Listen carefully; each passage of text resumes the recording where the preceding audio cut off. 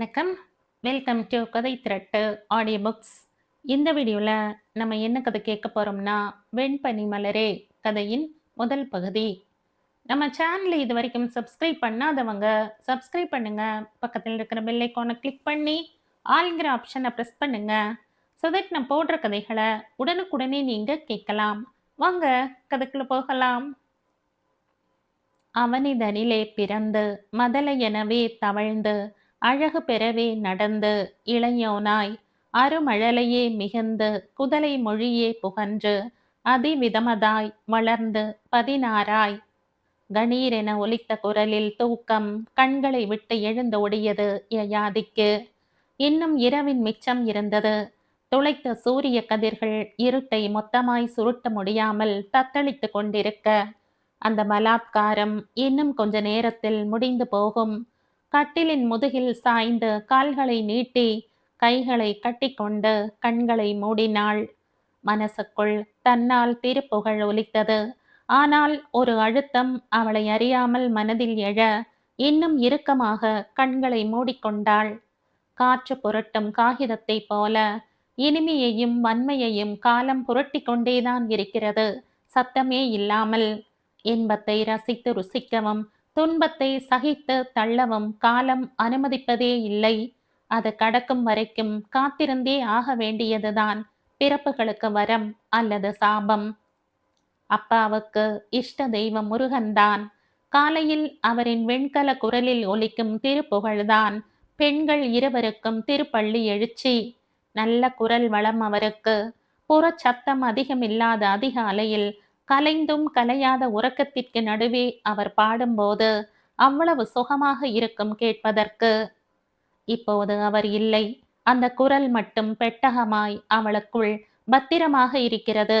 அவளின் கடைசி நிமிடம் வரைக்கும் அந்த நினைவுகள் இருக்கும். கண்களை திறந்து உள்ளங்கையை முகத்தில் ஒற்றிக்கொண்டாள். 6 ஆவதற்கு 5 நிமிடங்கள் இருப்பதாய் சுவர் கடிகாரம் பதில் சொன்னது.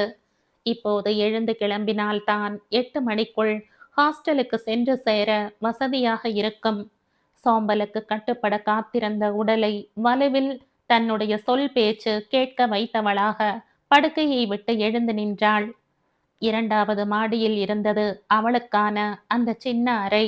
அழகான ஒற்றை கட்டில், தேவைக்கு சின்ன சின்ன பெட்டிகளில் அடுக்க தேவையான சாமான்கள்.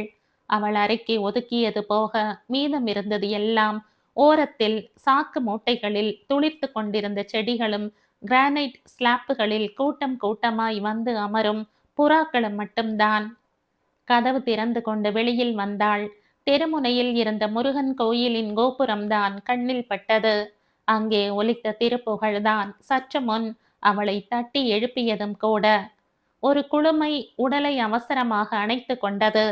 கருப்பும் வெள்ளையுமாக வானம் கிளாசிக்கல் படம் ஓட்டிக்கொண்டிருக்க வெளியில் இருந்த பாத்ரூமிற்குள் நுழைந்தாள். புறாக்களின் கிறுக் கிறுக் சத்தம் கேட்க ஆரம்பித்திருந்தது. பறவைகள் இறக்கி கிளம்பி இருந்தன. அவற்றின் ஆரவார சத்தம் கேட்டு மனசுக்குள் ஒரு இதமான ரம்யம் சூழ பிறந்த புன்னகை நீர் வழியே கரைந்து நிலத்தில் வழிந்தது. குளித்து தலைக்கு துவலையோடு வந்தவள் அவளுக்காக குனுகி கொண்டு மாடத்தில் காத்திருந்த புறாக்களை பார்த்து வலுவில் ஒரு புன்னகையை சிந்தியவள் அறைக்குள் சென்று நேற்று மிச்சம் வைத்திருந்த பொட்டுக்கடலையை எடுத்து வந்து கிரானைட்டில் தூவி விட்டாள். அவளுடைய அரவம் அறிந்து அழகாக இடுப்பசைத்து பெரிதாக பயப்படாமல் விலகி நின்று வழிவிட்ட புறாக்களின் மீது அப்படி ஒரு நேசம் உண்டானது அவளுக்கு. அன்பை உணர்த்துவது ஒரு வகை என்றால் அந்த அன்பை உணர்வது அதைவிட உயர்ந்ததல்லவா? அவள் தூவிய இரையை கொறிக்க வந்த புறாக்கள் பறந்த போது சிதறிய ஒரு சில இறகுகளை பொறுக்கி உள்ளங்கையில் வைத்து உருட்டி பார்த்தாள்.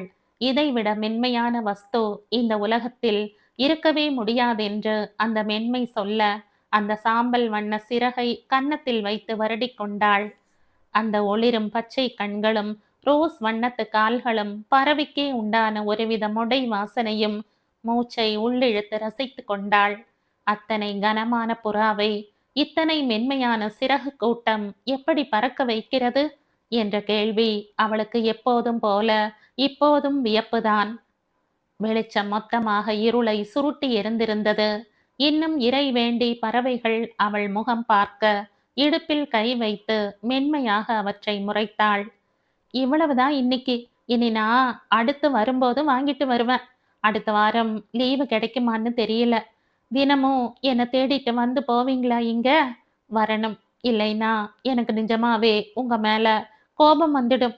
அப்புறம் அக்கா இங்க எதையாவது காய போட்டா போய் அசிங்கம் பண்ணி வைக்காதீங்க. சரியா? அவ என்னத்தான் திட்டி தீர்ப்பா. கொடியில் காய்ந்த துணிகளை எடுத்துக்கொண்டு புறாக்களோடு பேசிக் கொண்டிருந்தாள். அவள் மொழி புரிந்ததோ குரல் புரிந்ததோ எதுவோ ஒன்று. புறாக்கள் குலுகிக் கொண்டே கடலைகளை குறைத்துக் கொண்டிருந்தன.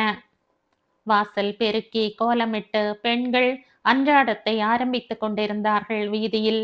கட்டிலின் மீதிருந்த டிராவல் பேக்கில் தன்னுடைய உடைமைகளை எடுத்து அடுக்க ஆரம்பித்தாள். தயாராகி அறையை பூட்டிக் கொண்டு கீழே வந்தபோது மணி 7 தொட்டிருந்தது. கிளம்பிட்டியா யயா? தாரிணி சமையலறையில் இருந்து குரல் கொடுத்தாள். ஆ, ஆச்சுதாருக்கா. நீ என்ன பண்ற? இரு வர என்றவள் 2 நிமிடங்கள் கழித்து வெளியில் வந்தபோது கையில் காஃபி இருந்தது.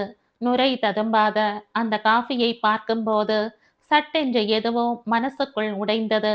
பார்வையை அவசரமாக வேறெங்கோ மாற்றினாள். இந்தா பிடி.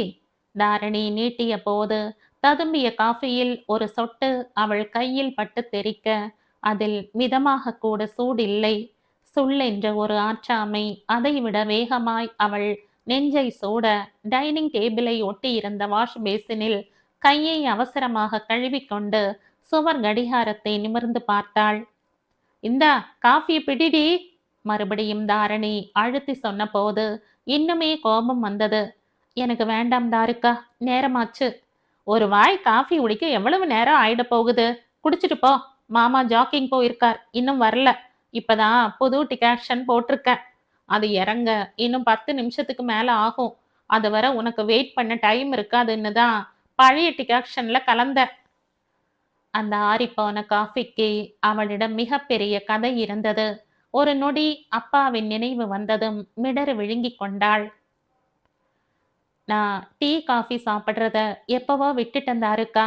மறுபடியும் அதை பழக்கப்படுத்திக்க விரும்பல என்றவள் வேகமாக பையோடு வெளியில் வந்தாள்.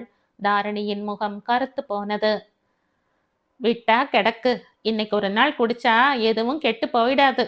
அக்காவின் குரலில் வழிந்த கண்டிப்பை ஒரு நொடி உள் வாங்கியவள் உடனடியாக ஒரு புன்னகையை தரவிறக்கம் செய்து கொண்டவளாக சொன்னாள். பிடிச்சத பிடிச்ச மாதிரி அடையணும் தாருக்கா. ஒரு பதம், அந்த பதத்துக்குள்ளதான் அத்தனை ருசிக்குமான சூட்சுமம் ஒளிஞ்சிருக்கு. சமாதானம் ரொம்ப சௌகரியமான எஸ்கேபிசம் தான். ஆனால் எல்லா இடத்திலும் சமாதானம் செய்யற வாழ்க்கையை வாழ்ந்தால் அதை நமக்காக வாழல, வேறு யாருக்காகவோ வாழறோம்னு அர்த்தம். சின்ன சின்ன விஷயத்திலாவது இந்த பிடிவாதம் அப்படியே இருந்துட்டு போகட்டுமே. சொன்னவள் தாரணியின் வார்த்தைகளுக்கு காத்திராமல் தெருவில் இறங்கி இருந்தாள். அவள் முதுகையை வெறித்து பார்த்து கொண்டிருந்த தாரணிக்கு ஒரு பக்கம் கோபம் கொப்பளித்தது, மறுபக்கம் மனது சங்கடமாகவும் ஆற்றாமையாகவும் உணர்ந்தது. நினைவுகளாய் மாறிவிட்ட கடந்த காலத்தை கிழித்தெடுத்து பார்த்தால் அப்பாவின் கைக்குள் அடங்கிய வெண்கல டபரா செட்டில் பதமான சூட்டில் நுரைக்க ஆற்றி தந்த காஃபியின் தலையில் சிட்டிகை சர்க்கரையை தூவித்தான் மகள்கள் இருவருக்குமே தருவார். அம்மாவின் கை பக்குவமே மறந்து போய்விட்டது. அந்த அளவிற்கு அப்பாவின் இருப்பு இவர்களுடைய வாழ்க்கையில் பிரதானமாக இருந்தது. காஃபியை ஆழ்ந்து உறிஞ்சி நுரை மீசை போட்டுக்கொண்டு அந்த மீசைக்கு மேல் சர்க்கரையால் வயிறு பொட்டு வைத்து கொண்டு சிரிக்கும் யயாதியின் முகம் நினைவில் வந்ததும் தொண்டை அடைத்தது. தகப்பனின் அன்பை அக்கறையை யாராலும் காட்ட முடியாதுதான். ஆனால் ஒரு டம்ளர் காஃபியில் கூட அவளை நிராதரவாக உணர வைத்து விட்டோமே என்ற தவிப்போடு நிமிர்ந்து பார்க்க தூரத்தில் யயாதியின் முதுகு தெரிந்தது.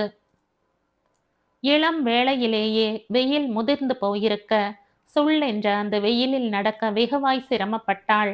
வீட்டிலிருந்து அவள் பின்னாகவே சில புறாக்கள் தலைக்கு மேலாக பறந்து வந்தன. ஜாக்கிங் முடித்துவிட்டு வீடு திரும்பிக் கொண்டிருந்த சம்பத் அவளை நோக்கி வர நடை வேகத்தை குறைத்து தேங்கி நின்றாள்.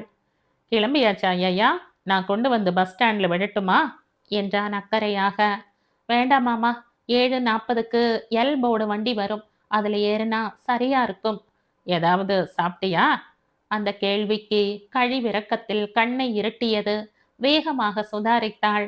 இல்ல மாமா, நான் கிளம்பவே ரொம்ப லேட் ஆயிடுச்சு. இந்த பஸ் மிஸ் பண்ணிட்டா அப்புறம் ஹாஸ்டல் போயிட்டு காலேஜ் போறதுக்கு ரொம்ப லேட் ஆயிடும். நான் அங்க போய் பார்த்துக்கிறேன் என்றாள் தாரணியை விட்டு கொடுக்க முடியாமல். கணவனுக்கும் மனைவிக்குமான உறவு முறை என்பது வேறு பந்தம். நல்ல மனைவியாய் தன்னை பிரகடனப்படுத்திக் கொள்பவள் அந்த முகத்தையே எல்லா உறவுகளுக்கும் காட்டி தீர வேண்டும் என்ற எந்த கட்டாயமும் இல்லை. அதை அந்த உறவு முறைகளுக்குள் அல்லாதவர்களுக்கு தெரிய வைக்க வேண்டிய அவசியமும் இல்லை. பார்த்து பத்திரமா போயையா, ஹாஸ்டல் போயிட்டு கால் பண்ணு என்றவன் ஆமோதிப்பாக தலையசைக்க பதிலுக்கு அவளும் தலையசைத்துவிட்டு அங்கிருந்து நகர்ந்தாள்.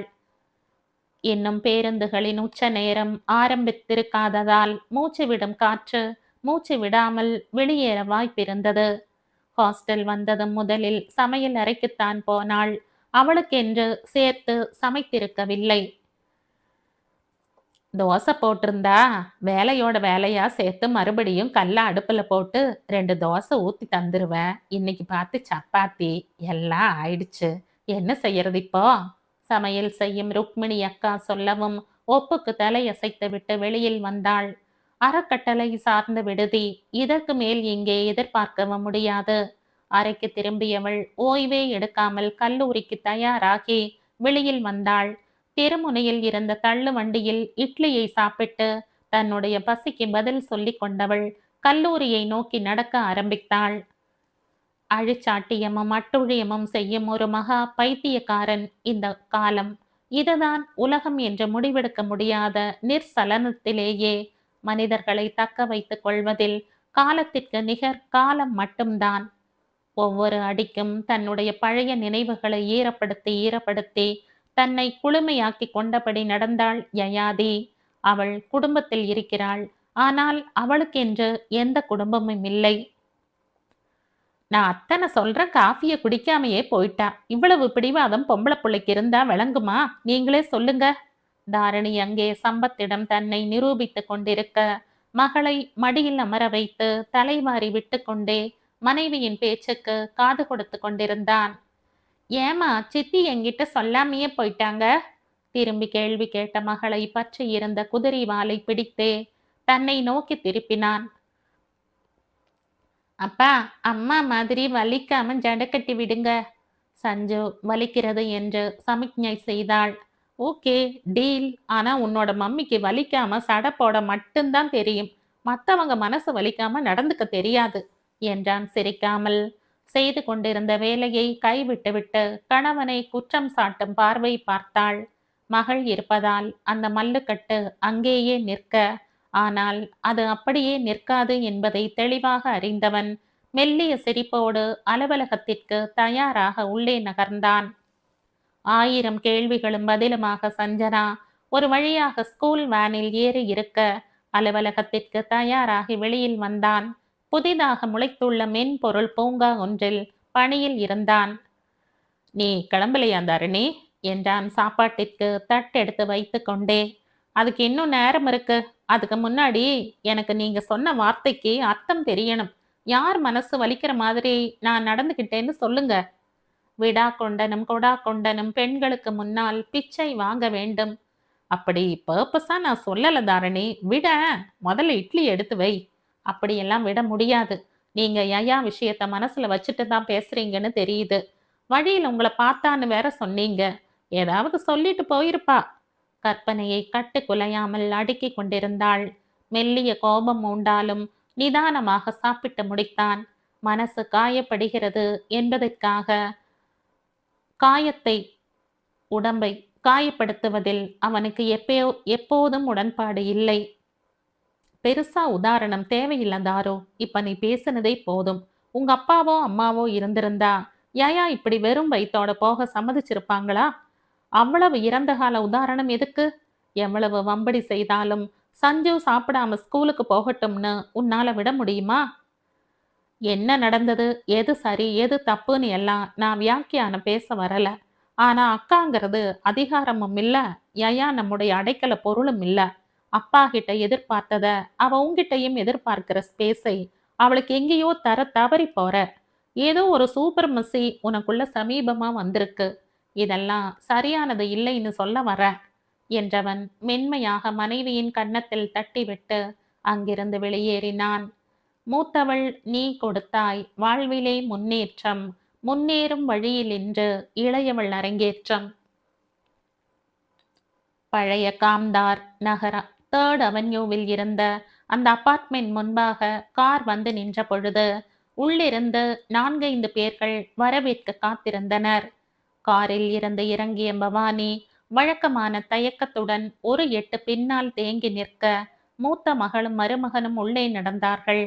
2 எட்டு எடுத்து வைத்திருந்த கார்த்திகா இயல்பாக திரும்பி அம்மாவை பார்த்தாள். என்னம்மா? நீ முன்னாடி போ கார்த்தி, நான் வருணன் கிட்ட வந்து சேர்ந்துட்டதா சொல்லிட்டு வந்துடுறேன். இருவரும் பேசுவதை நின்று ஒரு நொடி கவனித்துவிட்டு மாதவன் அவர்களை நோக்கி திரும்பி வர எந்த கேள்வியும் இடைவெட்டி கேட்காமல் அம்மாவை பார்த்துவிட்டு உள்ளே நகர்ந்தாள். அத்தனை பேர் முகத்திலும் சலவை செய்த புன்னகை அவசரமாய் பூத்திருந்தது. கொஞ்சம் பழைய மாடல் வீடுதான். வெள்ளை பூச்சையே கண்டிராத ரோஸ் வண்ண சுற்று சுவர். வெளியே எடுத்தே பல மாதமாகிறது என்று குறைபட்டு கொள்ளும் அளவிற்கு தூசி அடைந்த பழைய மாருதி 800 ஒன்று போர்ட்டிகோவில் நிற்க அதற்கு துணைக்கே ஒரு ஸ்பிளெண்டர் நின்றது. கீழ்த்தளத்து வீடு என்பதால் வெளிச்சமும் காற்றோட்டமும் குறைவாக இருந்தாலும் விளக்குகளை போட்டு ஒப்பேற்றி இருந்தார்கள். சம்பிரதாய வரவேற்பு முடிந்ததும் பெண்ணின் அப்பாதான் தயக்கமாய் கேட்டார். மாப்பிள வரலீங்களா? வருவார்னு வைத்தி சொல்லியிருந்தாரே. 2 வீட்டு மனிதர்களின் பார்வையும் மொத்தமாய் மீடியேட்டர் மீது படிய, நான் தான் சொன்னேன்ல என்பது போல அவர் இவர்களை திரும்பி பார்த்தார். வரதாத்தான் இருந்தா. ஜெய்ப்பூர்ல இருந்து நேத்தே வரவேண்டிய சரக்கு இன்னைக்கு தான் வந்து சேர்ந்திருக்கு. அவன் இல்லாம போனா எதுவும் சரியா வராது. ஃபிக்ஸ் பண்ண விஷயத்த தள்ளி போட வேண்டாம்னு கிளம்பிட்டோம். அவன் வந்து பார்க்கறது ஒரு விஷயமே இல்லை. கார்த்திகா சொன்னபோது கொஞ்சம் நிம்மதி பிறந்தது அவர்களுக்கு. அறிமுகங்கள் முடிய அதற்குள் கார்த்திகா கண்களாலேயே வீட்டை கழுவி துடைத்திருந்தாள். மியூசியம் போல இருந்தது வீடு பார்வைக்கு. அங்கிருந்த பொருட்கள் பல. பெருமைக்கு மட்டும் பெயர் அளவில் நிற்பது போன்ற பழைய தோற்றம். வீட்டில் வென்டிலேஷன் ரொம்ப குறைவா இருக்கு. இந்த ஸ்கிரீனை எல்லாம் எடுத்துட்டு ஜன்னல்களை திறந்து விட்டா நல்லா இருக்குமே. கார்த்திகா சொல்லவும் பெண்ணின் தாயாரின் முகம் மாறிப்போனது. அப்படியே பழகிடுச்சு. இங்க கொசு தொல்லையும் அதிகம். பெண்ணின் அம்மா முடித்து கொண்டு பெண்ணை அழைத்து கொண்டு வர உள்ளே போனார். பெண் முதுகலையில் 1ஆம் ஆண்டில் இருந்தாள். கண்ணுக்கு பிடித்த தோற்றத்தில் இருந்தாள். முகப்பூச்சை குறைத்திருந்தாள். இன்னும் முகப்பூச்சை குறைத்திருந்தால் இன்னும் கூடுதலாய் வசீகரித்திருப்பாள் போல் தோன்றியது. இன்னும் படிப்பு 1 வருடம் மிச்சம் இருக்க இத்தனை அவசரமாக ஏன் வரன் பார்க்கிறார்கள் என்று தெரியவில்லை. இப்ப ஆரம்பிச்சா அடுத்த வருஷத்துக்குள்ள கூடி வரும்னு நினைச்சோம். நேரம் பொருந்தி வருதுன்னு கணிப்பு சொல்லுது. முதல் பார்வை என்பதால் அதற்கு மேற்பட்டு பெரிதாக பேச்சுவார்த்தைகள் நகரவில்லை. மொபைலில் இருந்த வைகரை வருணனின் புகைப்படத்தை எடுத்து காண்பித்தாள். அவர்களுக்கு நிறையவே பிடித்திருப்பதை கண்கள் பேசியது. அரை மணி நேரம் கடந்திருக்க எழுந்து கொண்டார்கள். வைகரை இன்னொரு நாள் வந்து பார்ப்பான் என்று சொல்லிவிட்டு வெளியே வந்தார்கள். வைத்தியும் அவர்களோடைய தொற்றிக் கொண்டார் காரிலேயே. நல்ல இடம்மா, யோசிக்க வேண்டிய அவசியமே இல்லை. உங்க பக்கமும் அவங்க விசாரிச்சிட்டாங்க போல. பொண்ணோட அப்பா என கூப்பிட்டு பேசினார் என்றவர் நிறுத்திவிட்டு வெளியே வேடிக்கை பார்க்க ஆரம்பித்து விட்டார். சுமூகமான பேச்சுவார்த்தைகளில் பிரச்சனைகளை சுட்டி காட்டுவது எதிர்த்தரப்பை கார்னர் செய்யும் யுக்தி. பவானி மகளையே கூர்ந்து பார்க்க அவளுக்கு மூக்கு நுனி விடைத்தது. அதுக்காக நாங்களும் நிறைய அப்படியே முடிவெடுத்து எல்லாம் முடியாது. பொண்ணு பார்க்க நல்லாத்தான் இருக்கு. ஆனா வீடும் சூழ்நிலையும் அவ்வளவு சிறப்பா இல்லை. எங்க பக்கம் வசதி வாய்ப்பெல்லாம் உங்களுக்கு தெரியும் தானே சார். தவிர வைகரை ஒரே பையன் வீட்டுக்கு. பெருசா எந்த சீர்சனத்தையும் எதிர்பார்க்கவும் இல்லை. எங்களுக்கு தேவை கொஞ்சம் பார்வைக்கு நிறைவான இடம், அவ்வளவுதான். எல்லாத்துக்கும் முன்னாடி அவன் வந்து பார்க்கட்டும், அப்புறம் பேசிக்கலாம் என்ற ஒரே மூச்சில் பிரச்சனைகளை முடித்து கொண்டு விட வைத்தி அமைதியாகிப் போனார். அப்பா இருந்திருந்தால் இத்தனை அலைச்சலும் மெனக்கெடலும் அவர்கள் வாழ்க்கையில் இருந்திருக்காது. இப்படி நினைக்கும் போதே ஒரு கசப்பான சிரிப்பு ஏற்படுவதை தவிர்க்க முடியவில்லை. யாருடைய வாழ்க்கையும் யாருடைய இருப்பையும் கொண்டு சங்கிலி தொடர் போல் பிணைக்கப்பட்டு இருக்கவில்லை. எவருடைய இருப்பும் எதையும் சரி செய்துவிட முடியாது. அப்பா என்ற பிம்பத்தின் பிரம்மாண்டம் வெயிலில் வெயிலின் மீது விழும் நிழலைப் போல வெறுமையில் இருந்து தற்காக்கும் கேடயம்தான். ஆனால் காலம் நமக்காக என்ன விரித்து வைத்திருக்கிறதோ அதை கை கொள்ளாமல் வாழ்க்கையை நகர்த்தவும் முடியாது என்பதுதான் நிஜம். பவானி கடையில் இறங்கிக் கொள்ள கார் கிளம்பி போனது. மாடியில் இருந்த கண்ணாடி சுவர் வழியாக அத்தனையும் பார்த்து கொண்டிருந்த வைகரை கீழே இறங்கி வந்திருந்தான். கிளாஸ் டோரை திறந்ததுமே சில்லென வாசனையான ஏசி உடம்பு தொட்டது. கடை முழுக்க ஆயிரக்கணக்கில் ஜொலித்த வண்ண விளக்குகள், ஷாண்ட்லியர்கள், டூம்கள், வால் ஹேங்கர்கள். ஒரு நொடி கண்களால் அலசியவளுக்கு மெல்லிய கர்வம் உண்டானது மகனை குறித்து. வாங்கம்மா என்றவன் அம்மாவை அழைத்து கொண்டு படிக்கட்டை தவிர்த்து லிப்டை நோக்கி நகர்ந்தான். மாடியில் சுவரை ஒட்டி கண்ணாடி தடுப்போடு அமைந்திருந்த அறை. அம்மாவை அமர வைத்துவிட்டு பெல் அடிக்க எட்டி பார்த்தவனிடம் பழரசத்துக்கு ஆர்டர் தந்து அனுப்பினான். ரோலிங் சேரில் பொருந்த சாய்ந்து கொண்டு அம்மாவை பார்த்து குறும்பாக சிரித்தான். என்ன முதலாளி அம்மா, திடீர்னு ரைடுக்கு வந்திருக்கீங்க? எனக்கு ரொம்ப படபடப்பா இருக்கே. சிரித்தவனை பார்த்து செல்ல முறைப்பு செய்தவர் மகன் முகத்தையே பார்த்தார். வயதை எந்த மெனக்கெடலும் இல்லாமல் கட்டி காக்கும் வித்தை ஆண்களுக்கு அத்துப்படி. 28 வயதுக்கு வயதை பராமரிப்பது ஒன்றும் பெரிய கம்ப சூத்திரம் எல்லாம் இல்லை. மிடுக்கான தோற்றம், ஆளுமையான உடல் மொழி, ஆண்களிடம் அதிகம் தென்படாத சிரித்த முகத்தோற்றம்.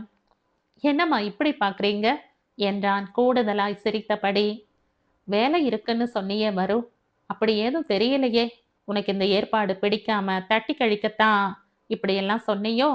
பவானி நம்பிக்கை இல்லாமல் கேட்கவும் கண்களை உருட்டி அம்மாவை முறைக்க முயன்று தோற்றான். அப்படியே இந்த ரூமை விட்டு வெளியே போய் எட்டி பாருங்க. கார்ட்போர்டில் பேக் பண்ணி வந்ததையெல்லாம் பிரிக்கிற வேலை நடந்துட்டு இருக்கு. உங்க பையன் வச்சிருக்கிறது வெண்கல கடை இல்லை பவானி தாயே. சத்தம் போட்டு சலம்பல் பண்ண. இது lighting shop. Handle with care. புரியுதா உங்களுக்கு? தடபுடல் பண்ணா முதலுக்கே மோசமாகிடும் என்றவன் பட்டனை அழுத்தி திரை சீலைகளை ஒதுக்க அங்கே 4-5 பேர் கவனமாக அட்டை பெட்டிகளை பிரித்து பொருட்களை கூராய்ந்து கொண்டிருந்தார்கள். ஏன் கார்த்தியும் மாமாவும் மேல வராமலே கிளம்பிட்டாங்க? மாப்பிள்ள ஆஃப் டே தான் லீவு போட்டிருப்பார் போல, அதான் கிளம்பியாச்சு என்றவர் பெண் பார்த்த கதையை சொல்ல ஆரம்பிக்க சலனமில்லாமல் கேட்டு கொண்டிருந்தான். அவனுடைய முகத்தை வைத்து அகத்தை அறிய முடியாது. நீ ஒரு நட போய் பார்த்துட்டு வந்துட்டா மேற்கொண்டு பேசுறத பத்தி யோசிக்கலாம். பவானி மகன் முகத்தையே பார்த்து கொண்டிருக்க எதிரில் இருந்த பேப்பர் வெயிட்டை ஒரு சுழற்றி மறுபடியும் நிறுத்தினான். போயிட்டு வரமா, ஆனா இப்போதைக்கு முடியாது. இன்னும் 3 நாளைக்கு ஸ்டாக் வர வேண்டியிருக்கு. எஸ்ஏ குரூப்ஸ்ல முதன் முறையா நம்ம கிட்ட ஆர்டர் போட்டிருக்காங்க. அதை அவங்க எதிர்பார்ப்புக்கு மேல சிறப்பா செய்து காட்டணும். அப்பதான் அவங்களோட நிரந்தர நம்பிக்கைக்கு பாத்திரமாக முடியும். எப்படியும் இன்னும் 2 வாரத்துக்கு என்னால நகர முடியாது. அதுக்கு பிறகு கண்டிப்பா போய் பார்த்துட்டு வரேன். இந்த பார்வை கூட அவங்களுக்கு என்னை பார்க்க ஒரு சந்தர்ப்பத்தை ஏற்படுத்தி தரணுங்கிற நோக்கத்திற்காகத்தானே தவிர எனக்கு எந்த சாய்ஸும் இல்லை. இறுதி வார்த்தைகளில் அவனுடைய திடம் அப்படியே காரை பெயர்ந்த சுவற்றை போல கடினமாக தெரிந்தது. மகன் முகத்தையே பார்த்து கொண்டிருந்த பவானிக்கு அவன் வயதை தள்ளிவிட்டு அந்த முகத்தை கைகளில் ஏந்தி நெற்றியில் முத்தம் பதிக்க வேண்டும் போன்று ஆசையாக இருந்தது. காயங்களை மறைத்து குடும்பத்திற்காக நடிப்பவர்களை கண்டதுண்டு. ஆனால் அடிப்பட்ட நோவினைக்கு தன் சிறகையே பேய்த்து குருதி துடைத்து சிகிச்சித்து கொள்ளும் தேர்ந்த பறவையைப் போல தனக்குத்தானே ஆறுதலாகிக் கொள்ளும் மகனின் தெளிவும் திடமும் பெற்றவளை கவர்வதில் எந்த ஆச்சரியமும் இல்லை. அவன் மட்டும் லேசாக தடுமாறியிருந்தால் இன்று இருக்கும் எதுவுமே அவர்களுக்கு இருந்திருக்காது என்பது கண் கூடான உண்மை. சிதம்பரம் ஆரம்பித்தது என்னவோ சின்னதாய் ஒரு எலக்ட்ரிக்கல் ஷாப் தான். அவரின் உழைப்பாலும் திறமையாலும் அது மெல்ல தன்னுடைய சிறகை விரித்தது. உழைப்புக்கான மரியாதை. காலப்போக்கில் அது விஸ்தீரணம் அடைந்தது. இன்று 16 அடி பாயும் வைகரை. வருணனின் தகப்பன் சிதம்பரம் அன்று 8 அடி நிச்சயம் பாய்ந்தவர்தான். ஆழ்வார் திருநகரில் இப்போதிருக்கும் இந்த கடையை பெரிய தொகைக்கு குத்தகை வாடகைக்கு எடுத்து பெரிய அளவில் எலக்ட்ரிக்கல் தொழிலை ஆரம்பித்தார். அன்றைக்கு கொடிகட்டிய எத்தனையோ பில்டர்களுக்கு இவர் கடையில் இருந்துதான் எலக்ட்ரிக்கல் சாமான்கள் சப்ளை செய்யப்பட்டது. தொழில்தான் அவருக்கு தங்கு தடையின்றி ஓடியது என்றால் வாழ்க்கை அப்படி இருக்கவில்லை. மூத்த மகள் கார்த்திகா பிறந்து 7 வருடங்கள் கழித்துத்தான் அடுத்த குழந்தை வைகரை வருணன் பிறந்தான். அத்தோடு சந்ததி பெருக்கம் நின்று போனது என்று ஆஸ்வாசத்தில் நிற்க அடுத்த 6 வருடங்கள் கழித்து இரட்டை பெண் குழந்தைகள் ருத்ரா உத்ரா. குழந்தைகள் பெருக பெருக வாழ்க்கை சமதளத்தில் இருந்து உயரத்துக்கு பயணமானது. எல்லாம் சரியாக இருந்தால் காலத்துக்கும் கடவுளுக்கும் இங்கே என்ன வேலை? மூத்த மகளின் திருமணத்தை முடித்து பேர குழந்தைகளை பார்த்ததே போதும் என்று அவர் மாரடைப்பில் மறைந்தபோது வைகரை வருணனுக்கு 20 வயது. அதன் பிறகு நடந்தவையெல்லாம் கற்பனை செய்ய சங்கடமானவை என்பதால் அசை போட பிரியமற்று சிந்தனைகளை கலைத்துவிட்டு பவானி எழுந்து கொண்டார். கார் சாவியை எடுத்துக்கொண்டு வைகரையும் அம்மாவின் பின்னாகவே வெளியில் வந்தான். வீட்டிற்கும் கடைக்கும் பெரிதாய் தூரம் இல்லை. 2 கிலோமீட்டருக்குள் தான். அதீத நாகரீகம் இல்லாத இயல்பான தனி வீடு. தினமும் மதிய சாப்பாட்டுக்கு வீடு வந்து விடுவான். கை கால்கள் அலம்பிவிட்டு வர இருவரும் அமர்ந்து சாப்பிட்டு முடித்தார்கள். கடையில் வேலை அதிகமில்லை என்றால் தங்கைகளை கல்லூரிக்கு சென்று அவனே அழைத்து கொண்டு வந்து விடுவான். இல்லை என்றால் அவர்களுக்கு காலேஜ் வேன் இருக்கிறது. பொறியியல் கல்லூரியில் 2ஆம் ஆண்டில் இருந்தார்கள் இருவருமே. சாப்பிட்ட கையோடு எழுந்து கொண்ட மகனை சற்று கவலையாக பார்த்தார் பவானி. கொஞ்ச நேரம் படுத்து எழுந்துட்டு போயேன் வரு. காலையில சீக்கிரம் எழுந்து போனவன். இல்லம்மா, நேரம் இல்ல. எதையாவது எக்கு தப்பா நொறுக்கி வச்சுட்டா நமக்கு பெரிய தலைவலியா போயிடும். நான் கிளம்புறேன் என்றவன் பதிலுக்கு காத்திராமல் புறப்பட்டிருந்தான். உலகத்தின் பார்வைக்கு எதுவுமே எளிமைதான். ஆனால் அதை அடைய செய்யும் பயணமும் அந்த பயணம் தருகின்ற துயரமும் இடரும் இக்கட்டும் என்று காரணிகள் தெரியாமலே உலகம் பூரணத்தை மட்டுமே தரிசிக்கிறது. கதவடைத்துவிட்டு வந்து சோஃபாவில் சரிந்தார் பவானி. காலையில் இருந்து அலைந்த அலைச்சலுக்கு கண் தன்னால் இழுத்தணைத்து கொண்டது. இந்த இடமாவது தகையுமா என்ற கேள்வி மனசுக்குள் மலை போல எழும்பி நின்றது. நடக்காமல் போக எந்த காரணமும் இல்லை. ஆனால் உலகத்தில் நடக்காமல் போன பல விஷயங்களுக்கு இன்னுமே காரணம் தெரிந்ததில்லை. கண்களை மூடிக்கொண்டார். துக்கத்திற்கு நடுவே தூக்கமும் வந்தது. மாலை 5 மணிக்கு அலைபேசி கூப்பாடு போட்டு பவானியை எழுந்து அமர வைத்தது கார்த்திகாதான். கண்களை தேய்த்து கொண்டு அழைப்பை எடுத்தார். வீட்டுக்கு வந்தாச்சாமா? இல்ல வைகரை கூட கடையில் இருக்கீங்களா? நான் அப்பவே வந்தாச்சு. அவனும் வந்து சாப்பிட்டுட்டு தான் போனான். அப்படியே சோஃபாவில் சாஞ்சவ கண்ணை அசந்துட்டேன். கல்யாண வயசுல 3 பிள்ளைங்களை வச்சுட்டு எப்படித்தான் உனக்கெல்லாம் இவ்வளவு நிம்மதியா தூக்கம் வருதோமா? எனக்கு தான் ஏதோ நெருப்பு மேல நிக்கிற மாதிரியே காந்திட்டு இருக்கு. தன்னை உயர்த்த அம்மாவை தாழ்த்தி கொண்டிருந்தாள் கார்த்திகா. சரிதான், நீ பொறுப்பான புள்ளைன்னு தெரிஞ்சுதானே உன்னை தலைச்சன் புள்ளையா பெத்தேன். உனக்கு நான் சளைத்தவளில்லை என்ற பவானி திருப்பி அடிக்க இருவரின் முகத்திலும் மற்றவர் பார்க்க முடியாத இதமான புன்னகை ஒன்று பிறந்தது. சரி, இப்ப எதுக்கு கால் பண்ண? விஷயத்த சொல்லு. ஜோசியர் ஜாதகத்தை பார்த்துட்டு 7 பொருத்தம் கூடி வருதுன்னு சொல்றாருமா. என்ன செய்யலாம்? 7 தானா? மனம் வார்த்தைகளில் கோடு இழுத்தாலும் அமைதியாக இருந்தார். மகளின் மனது தெரியாமல். போன முறை பார்த்த பொண்ணுக்கு 5 தான் பொருந்தி வந்தது. அதுக்கு இது தேவல. இதெல்லாம் அவன் நம்புறதே இல்ல கார்த்திகா. அப்புறம் என்ன, எல்லாம் நம்மோட ஆத்மா திருப்திக்கு மட்டும்தான். அவனுக்கு பிடிச்சா முடிச்சிடலாம் என்று ஆரம்பித்தவள் எதையோ பேசிவிட்டு 20 நிமிடத்தை விரயமாக்கி விட்டுத்தான் இணைப்பை துண்டித்தாள். இன்னும் சற்று ஆற அமர யோசித்ததால் மனம் ஒரு எதிர்கேள்வி கேட்டது. வைகரை திருமணத்துக்கு மறுப்போ நிராகரிப்போ தெரிவிக்கவில்லை என்னும் போது இந்த பதட்டத்துக்கு அங்கே இடமே இல்லை. அரிபரியில் விதவுட்டில் ஏறுபவர்களின் அவசரத்தை தானும் மகளும் ஏன் காட்டுகிறோம் என்ற கேள்விக்குத்தான் அந்த தாய்க்கு பதிலே தெரியவில்லை. நான் பார்த்த பெண்ணை நீ பார்க்கவில்லை, நீ பார்த்த பெண்ணை நான் பார்க்கவில்லை, உன் பார்வை போலே என் பார்வை இல்லை, நான் கண்ட காட்சி நீ காணவில்லை. கல்லூரி முடிந்து வெளியில் வரும்போதே பாதி கசந்து போயிருந்தாள் யயாதி. காலை 8 மணிக்கு ஆரம்பிக்கும் கல்லூரி மதியம் 1 மணியோடு முடிந்து போய்விடும். ஹாஸ்டல் வந்து சாப்பிட்டு முடித்துவிட்டு டியூஷன் சென்டரில் 3 மணி நேரத்து பணி. அது தருகின்ற வருமானம்தான் அவளுடைய படிப்பு செலவுக்கு. சின்ன சின்ன தேவைகளுக்காக அக்காவின் கையை எதிர்பார்ப்பதில் அவளுக்கு விருப்பமில்லை. வருமானத்தை பார்த்து கொண்டால் தன்மானத்துடன் வாழ்ந்து கொள்ளலாம் என்ற நியதி அவளுக்குமே அத்துப்படி. யயாதிக்கு 7-8 வயதாக இருக்கும்போதே அம்மா தவறி போய்விட்டார். ஒரு வகையில் இழப்புகளும் இறப்புகளும் புரியாத வயது. புரிவதற்குள் மறைவது கூட நல்லதுதான். அதனால் அம்மாவின் மரணம் அப்பாவின் மரணத்தைப் போல் அடி வேரை அசைத்து பார்க்கவில்லை. செத்து போறதுன்னா என்னப்பா, அம்மா செத்து போயிடுச்சுன்னு அத்தாச்சி சொல்லுதே. வெள்ளை சிம்மியை போட்டுக்கொண்டு நேர்த்தியாக வாராத தலைமுடியோடு அவிழ்ந்த பின்னலை இறுக்கி முடியிடும் தாயை இழந்து அருகாமையில் நின்ற 7 வயது குழந்தையாய் அவள் வினவிய போது சதாசிவம் தவித்து போய் மகளை தன்னோடு சேர்த்து கொள்வார். மரணத்தை பயமுறுத்தாமல் எப்படி சொல்லி புரிய வைப்பது என்ற குழப்பம் அவருக்குமே.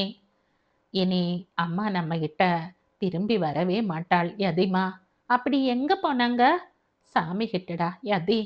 சாமி கிட்ட போறது நல்லது தானப்பா, அப்புறம் எதுக்கு எல்லாரும் அழறாங்க? பதில் சொல்ல தெரியாமல் விழித்தார். ஆனால் அம்மாவுக்கு என்னையும் தாருக்காவையும் பார்க்காம இருக்க முடியாதுன்னு சாமிக்கு தெரியாது போல. சின்ன மாமா கல்யாணத்துக்கு ஊருக்கு போன அம்மா எனக்கு காய்ச்சல் வந்தது தெரிஞ்சதும் ஓடி வந்துட்டாங்கல்ல.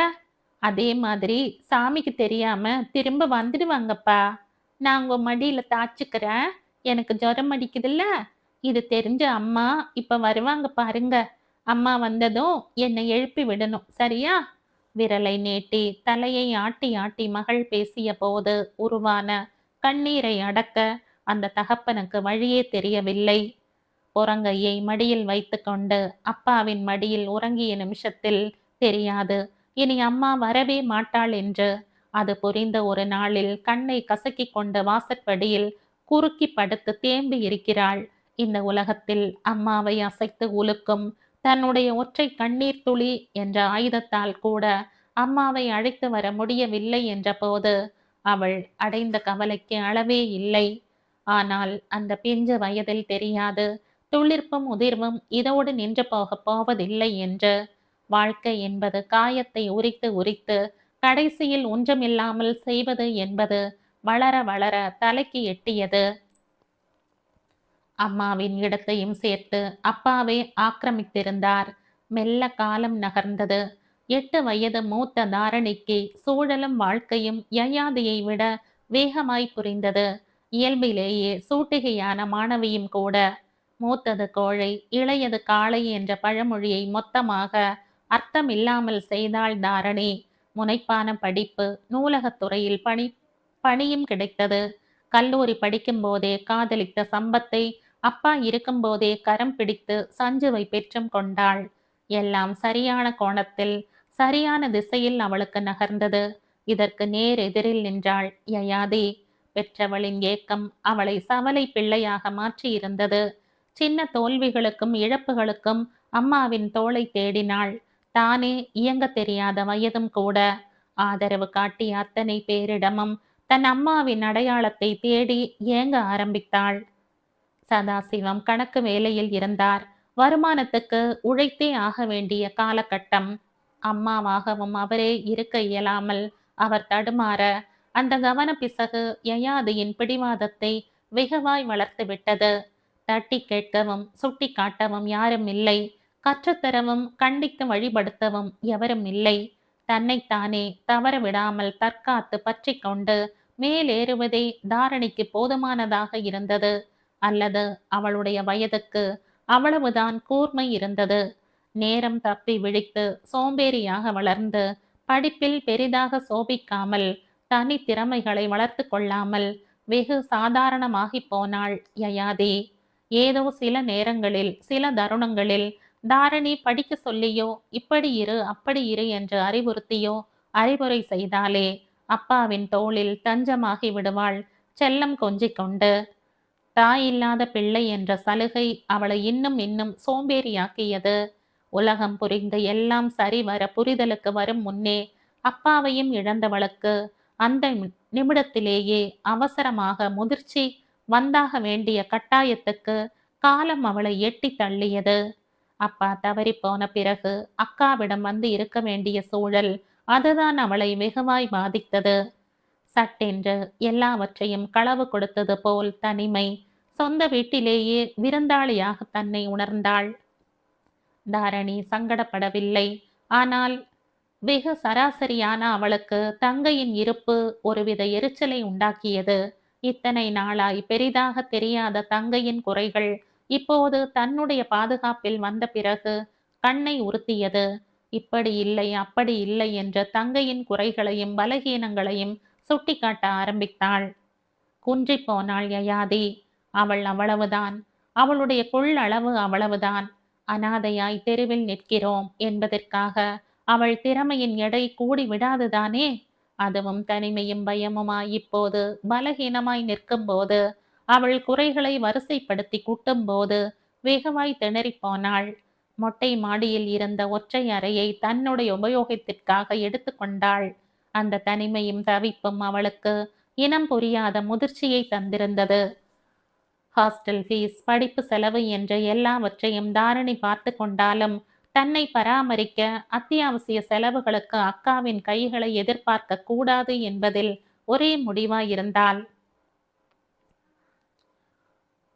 ஹாஸ்டலுக்கு வந்தவள் உணவை உண்டு முடித்துவிட்டு கட்டிலில் சற்று நேரம் ஓய்ந்து விழுந்தாள். காலேஜிலிருந்து வந்துட்டியா? தாரணியிடமிருந்து வழக்கமாக வரும் குறுஞ்செய்தி வந்து விழுந்திருந்தது. திறந்து பார்த்தவளுக்கு மெல்லிய புன்னகை இதழில். தினப்படி வழக்கம் இதை தவறாமல் செய்கிறாள். அந்த அளவு தன் மீது கரிசன சிறகை விரிக்கும் கடைசி கடைசி மனுஷியாவது மிச்சம் இருக்கிறாளே என்று நிறைவாக உணர்ந்தாள். பதில் அனுப்பிவிட்டு கண்களை மூடினாள் வலுக்கட்டாயமாக. மாலை எழுந்து முகம் மலம்பிக் கொண்டு வெளியே வரும்போது யயாதியின் ரூம்மேட் பல்லவி வந்து சேர அவளுடைய ஸ்கூட்டி சாவியை பறித்து கொண்டு வெளியில் வந்தாள். இந்த ஆண்டில் அவளுடைய மிகப்பெரிய கனவே செகண்ட் ஹேண்டிலாவது ஒரு ஸ்கூட்டி வாங்க வேண்டும். பல்லவியின் பின்னால் அமர்ந்து ஓட்ட கற்று கொண்டிருக்கிறாள் தான். இன்னும் சரியாக ஓட்ட வராது. ஆனால் லைசன்ஸ் வகையரா எல்லாம் அவளிடம் இல்லை. யயா கொஞ்சம் கவனமா போ, வண்டியில பிரேக் சரியா வேலை செய்யல. மாடியில் இருந்து பல்லவி சத்தம் போட கட்டை விரலை உயர்த்தி காட்டி தான் பார்த்து கொள்கிறேன் என்று சைகை செய்தாள். ஏய் நில்லடி, முதல்ல நான் பேசுறத முழுசா வாங்கிட்டு போ. சிக்னலுக்கு முன்னாடியே போலீஸ் நிக்குது. நீ கார்ப்பரேஷன் ஸ்கூல் வழியா போயிடு. அனாவசியமா வம்புல மாட்டிக்காத. பல்லவியின் சத்தம் முதுகில் மோதி உடைந்து போயிருக்க அத்தனை வார்த்தைகளையும் கேட்பதற்கு முன்பே முந்தி இருந்தாள் யயாதி.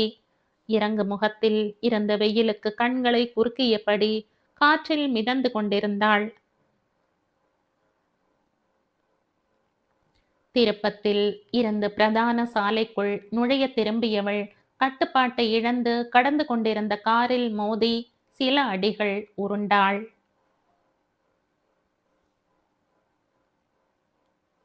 இந்த கதையின் தொடர்ச்சியை அடுத்த பதிவில் கேட்கலாம். நன்றி.